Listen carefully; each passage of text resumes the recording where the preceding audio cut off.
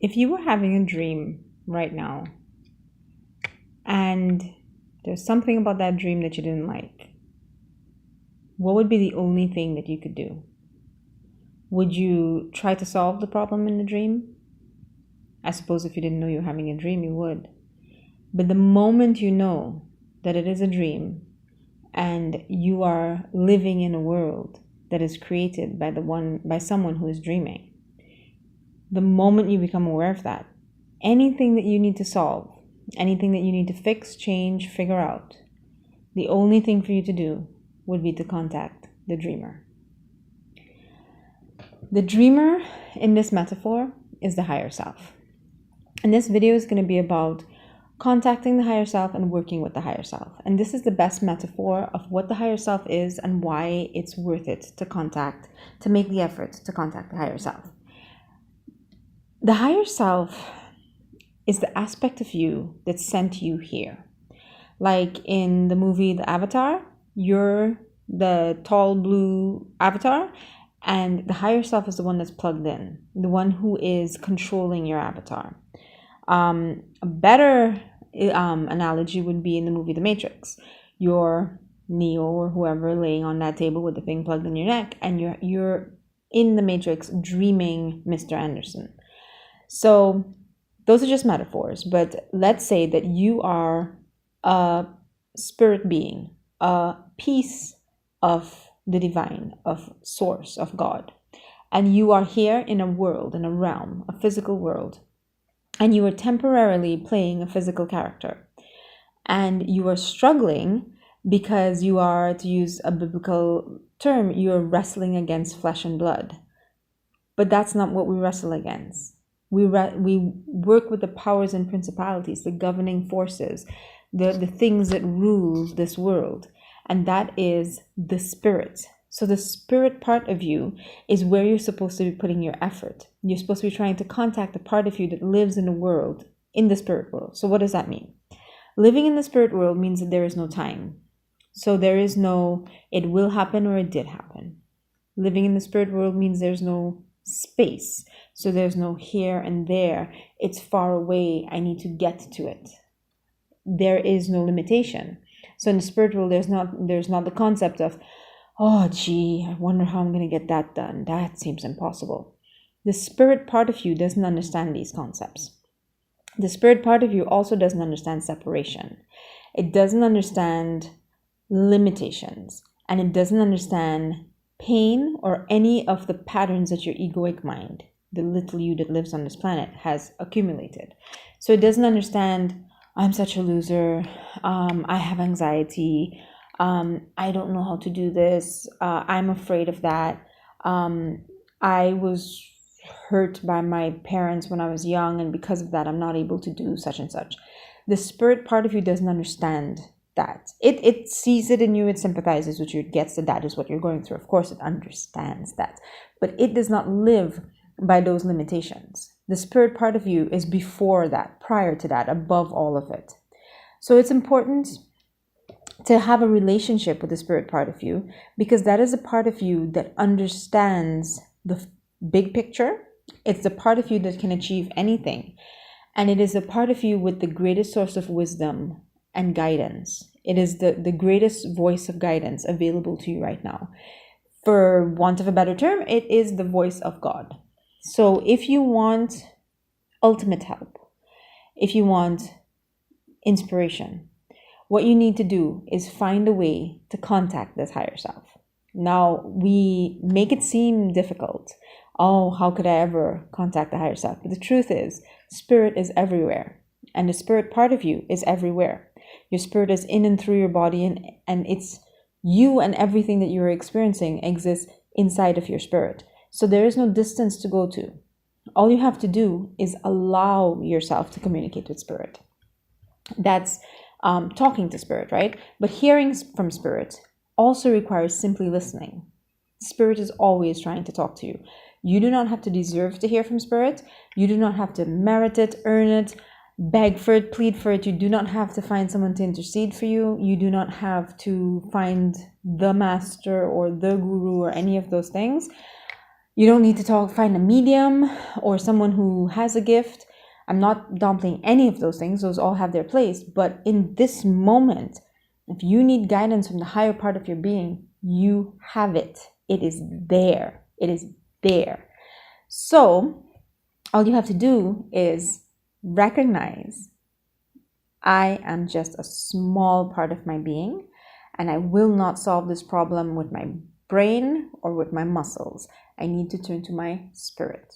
So stop the momentum immediately. Like a dreamer in a dream, I am dreaming. I need to contact the dreamer. So in the same way, you immediately say, whoa, this is beyond what the human part of me can handle. Let me contact the spirit part of me. 1. 2, ask. Simply turn to spirit and ask for help. The moment that you ask for help shows up in some way. Your spirit is not gonna ignore you. The moment you say, help me, it will respond to you in some way. So the second thing is to ask for help, because your free will is everything. Your spirit will not force you to do anything. If you want to struggle, it will let you struggle. You have to say, okay, I'm done struggling, help me now. And the third thing is you have to listen for and look for help from spirit. So one of the easiest, simplest ways to know this is to know that your spirit being exists in a constant state of peace, joy, and bliss. If you've been following my channel, I have broken down all of these into separate videos, how it is that your spirit is in fact love, it is at peace, and it is feeling joy. So if you have an idea that's based on hate, that idea is probably not coming from spirit.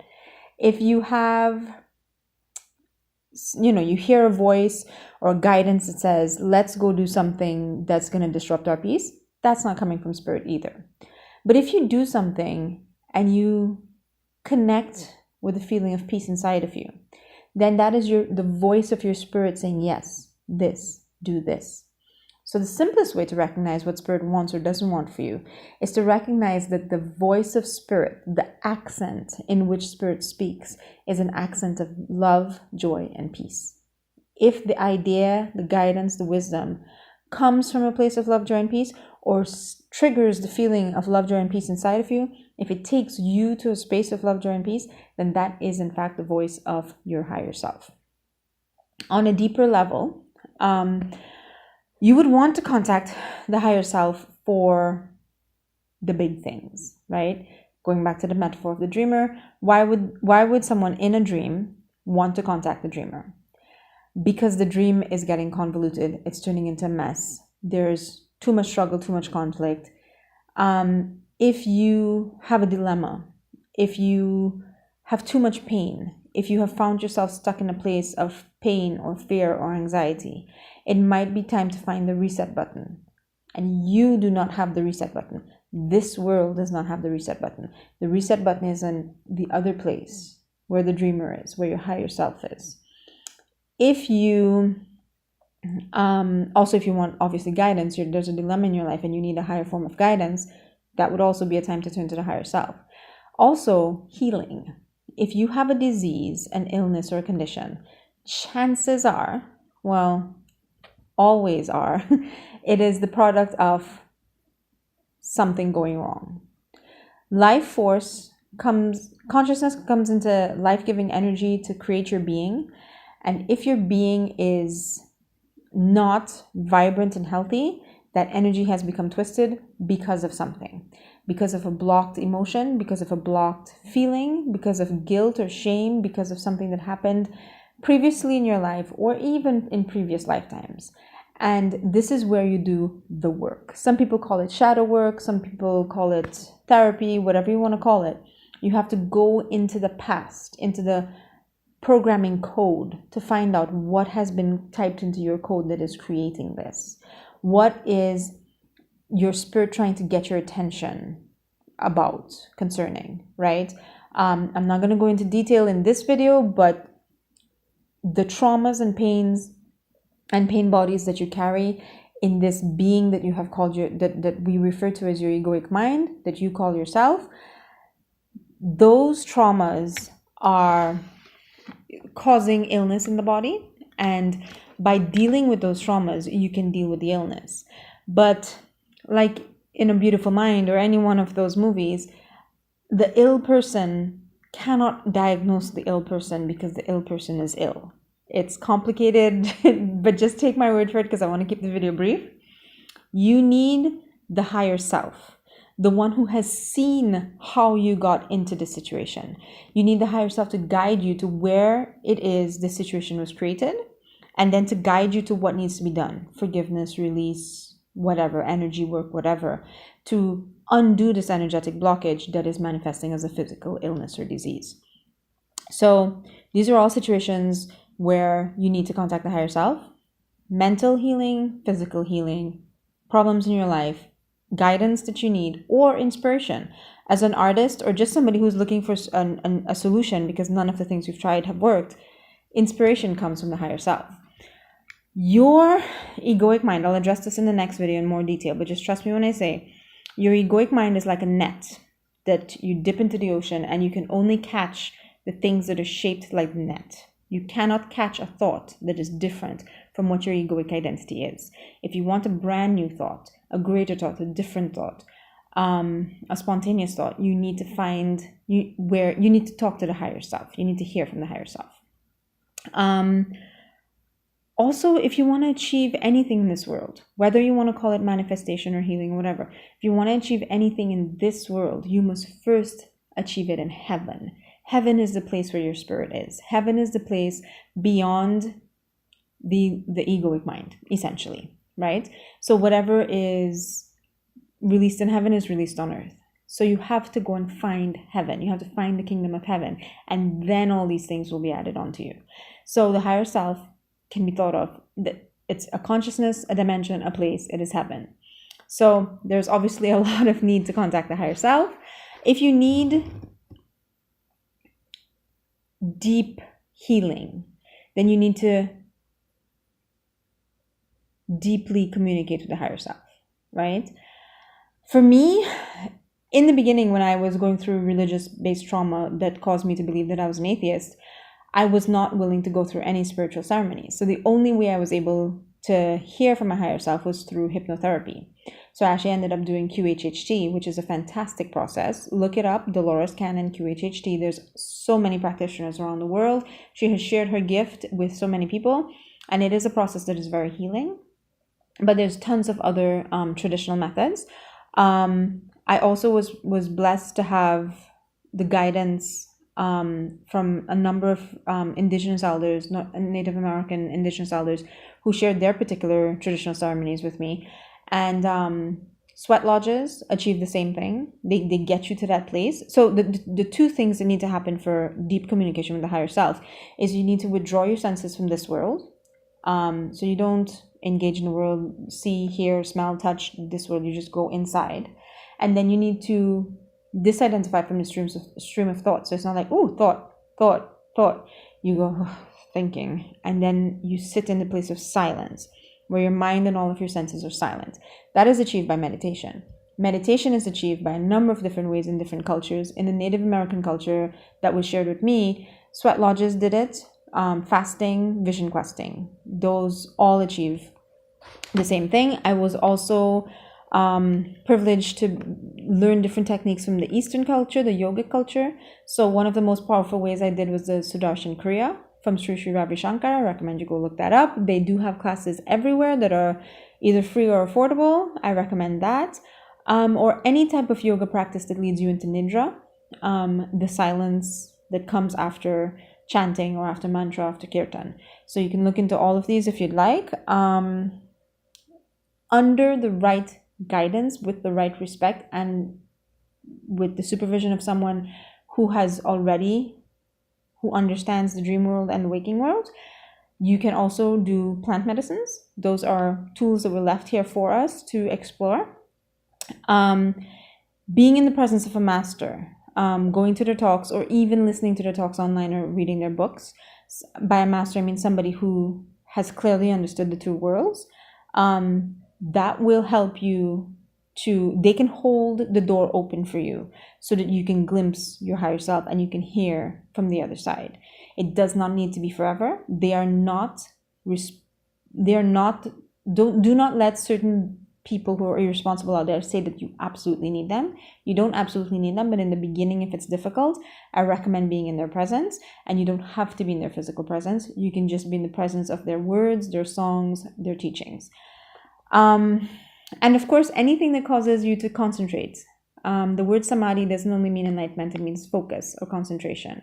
So exercise. If you're a jogger, you know that there's a moment when the mind stops and something higher comes in. It also happens if you're playing music, if you're painting, if you're doing any form of art. If you're an artist, you know that all inspired art comes from the place of the higher self.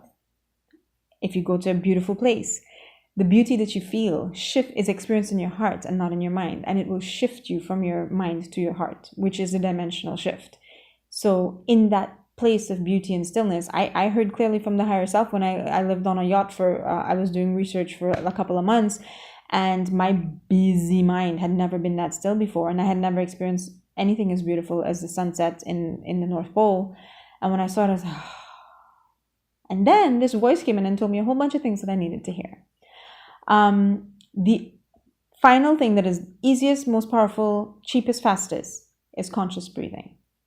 When you breathe, your spirit is breathing. And when you are conscious of your breathing, your mind is not the focus of your attention. So in that space, in one conscious breath, you are in heaven, in the kingdom of heaven, and you are hearing the voice of God. Practice your breathing. Check out my meditations on that. I'm going to do a nice guided meditation. I'm just working with a friend to help me edit it and put some music to it, because I want it to be a guided meditation for you to go into sleep. And in that meditation, it's going to be setting your intention to see an image or hear guidance from your higher self. So look forward to that. That is coming soon. But first, I want to do one more video on understanding the difference between your will and the will of the higher self. And how exactly does this manifestation thing happen? Do you tell the higher self or God what you want? Or do you figure it out from a relationship with that part of your being? And from there, allow it to happen. So that's going to be the next video, followed by the meditation. I hope that all these things are helping you to understand. I have always been somebody who needs to understand, so I describe things for you. But I will also give you very practical tools. Right now, breathe. Breathe with 100% presence, and there's nothing more powerful on this planet than that. But I will also do a guided meditation for you. So continue on your journeys and enjoy meeting your oldest and best friend and getting to know them once again, your higher self, who has always had your back. Have a wonderful day, everyone.